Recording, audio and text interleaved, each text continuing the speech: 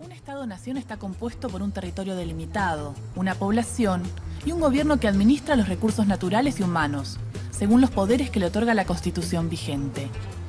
¿Qué es el Estado? ¿Cuáles son las políticas de Estado que repercuten cotidianamente en nuestra vida? ¿Cómo influyen en ella? El rey come su carne, bebe de más.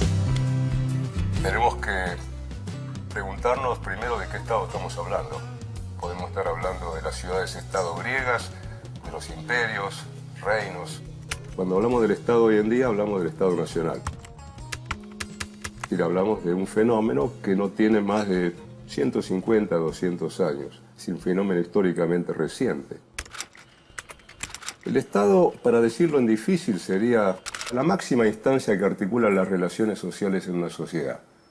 Para decirlo un poco más fácil, sería algo así como el tejido conjuntivo, el tejido conectivo de un organismo. Es decir, aquello que une, aquello que sostiene a una sociedad. Algo así como el cemento en una pared. ¿Cuáles fueron los acontecimientos históricos fundamentales en el desarrollo del Estado argentino? 1810. Se crea la primera junta y 6 años después, en la ciudad de Tucumán, se declara la independencia de las Provincias Unidas de Sudamérica respecto del rey de España. 1819. Se definen dos tendencias políticas contrapuestas: los federales, partidarios de las autonomías provinciales, y los unitarios, que centralizan su poder en Buenos Aires, ciudad que retiene las rentas de la aduana y los negocios del puerto. 1880. Es con la presidencia de Julio A. Roca con lo que se consolida el Estado argentino. Se produce la ocupación del territorio, se federaliza Buenos Aires, se configura el ejército argentino, la unidad monetaria y la regulación de la educación pública.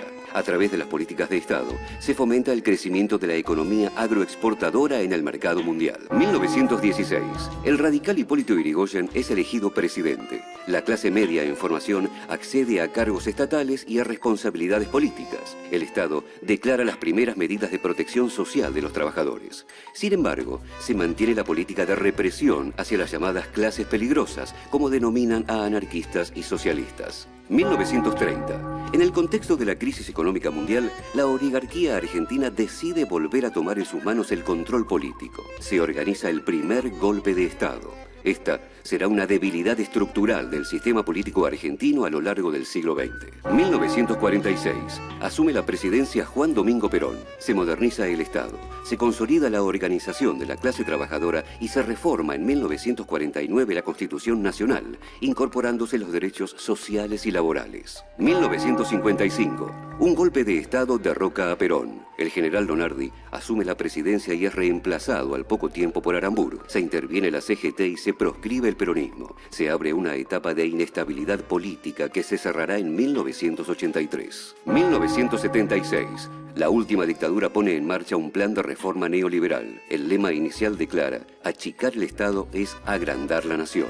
1983. Con la vuelta de la democracia, el gobierno de Raúl Alfonsín lanza el PAN, Programa Alimentario Nacional, primer plan masivo de asistencia alimentaria que evidencia la crisis social que produjeron las políticas económicas de la dictadura.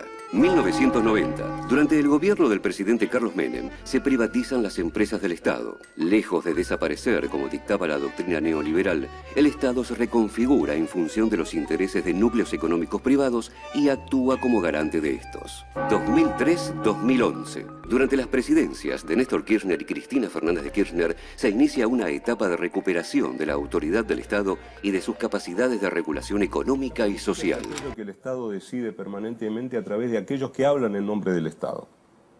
Entonces, cuando hablamos de una política de Estado, estamos hablando de una política que tiene continuidad en el tiempo, que fija una línea. ¿Quiénes van a ser los destinatarios o los beneficiarios de una determinada política? Hay continuidad en la acción de gobierno.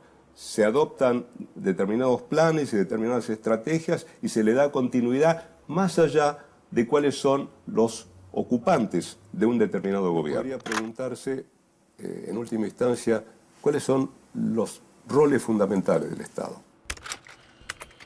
Yo creo que el Estado tiene básicamente 3 roles. Tiene un rol que tiene que ver con asegurar la gobernabilidad de la sociedad y la reproducción de esa sociedad como sociedad capitalista. Tiene un rol desarrollo económico de la sociedad, es decir, la creación de condiciones que permitan el desarrollo de las fuerzas productivas. Y tiene un tercer rol que tiene que ver con la equidad distributiva. La sociedad capitalista requiere un Estado que moligere, que tienda a eliminar las grandes desigualdades que tiende a generar por su propia naturaleza el capitalismo.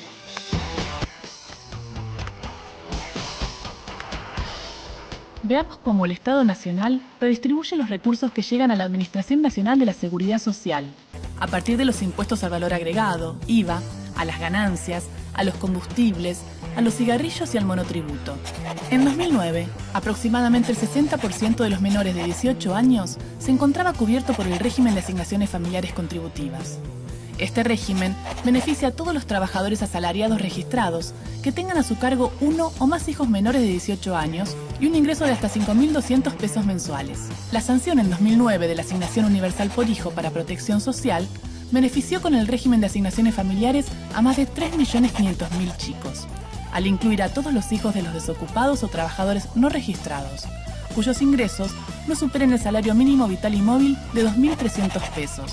De esta forma, combinando los dos sistemas, el 95% de los menores de 18 años se encuentra cubierto por el régimen de asignaciones familiares.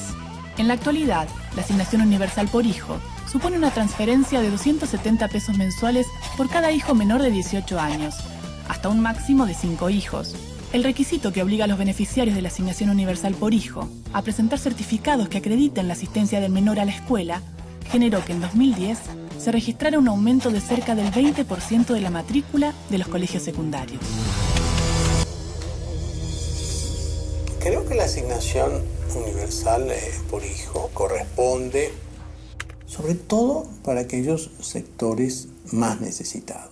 Claro que es difícil de establecer, entonces cuando se dice universal es para todos para que no haya una discriminación, pero a veces estamos favoreciendo a sectores que no lo necesitarían.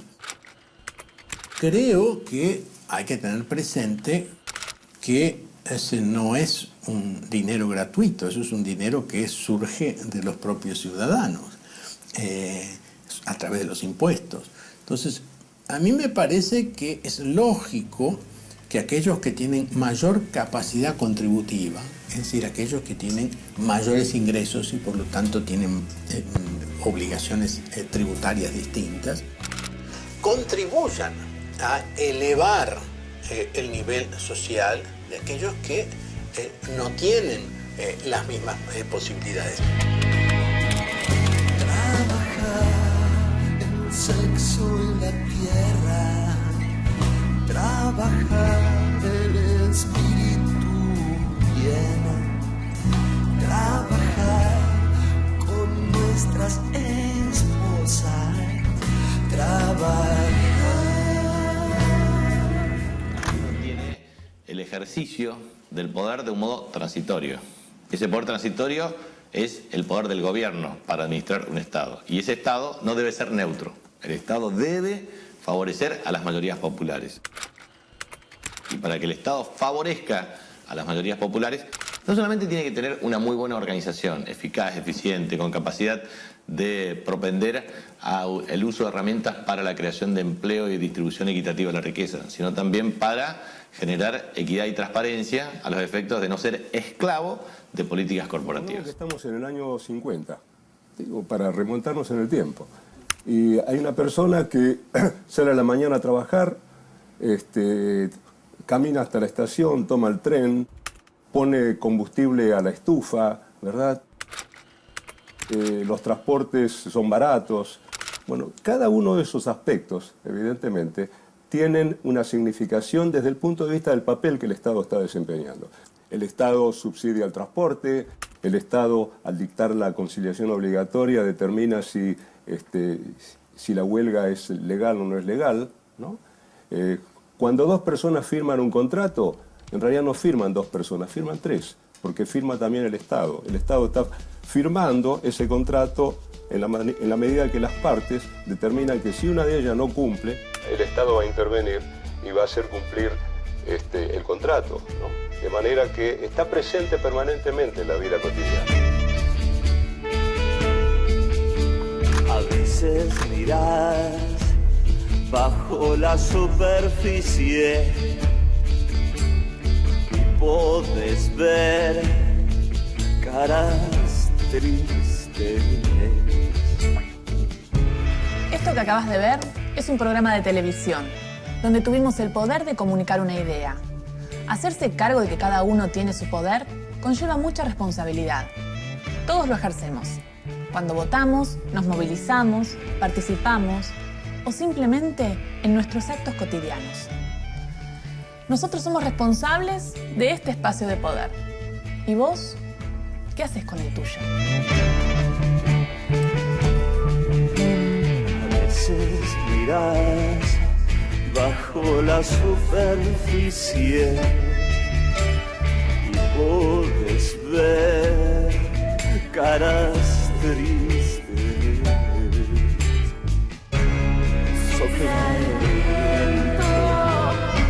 Tus ojos sonrientes en el viento. A veces miras bajo la superficie y podés ver caras tristes.